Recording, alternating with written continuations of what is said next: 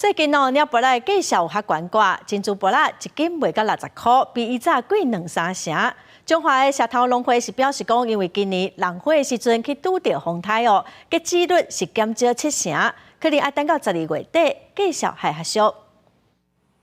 这的玻璃看起来水个低，不过民众凊彩摕一粒起来磅，敢若是这粒价销就要32块，甲英国比起来差不多贵买10块。这样很贵，好贵哦！好贵啊！200买多少钱？我们之前买到40几呀，买少一点的啦。少买一点啦啊！对呀。即马中华珍珠玻璃当咧大出，不过英国一台斤市价只要差不多40块，即马是起到58块，互真侪民众买袂落手。农民也真无奈，虽然今年价销创新高，不过产量只剩英国3成，想要卖嘛无玻璃通卖。有大家有生高，大家生高；生无，大家生无。啊，生少，大家生少。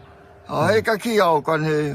根据农业部农粮署的资料，珍珠玻璃10公斤的批发价15已经起到66.1块，和去年同期比起来起超过100%。那红心玻璃10公斤批发价是68.3块，甲去年同期比起来嘛起7成。中华社头乡农会表示，今年因为风台影响到玻璃的开花期，造成结果率真歹。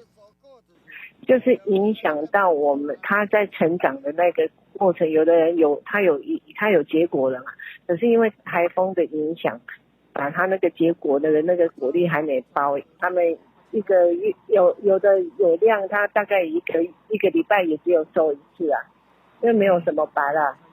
农会会辅导农民做好产期调节，确保供货稳定。不过整体价销要恢复平稳，有价可能要等到12月下旬到明年1月中。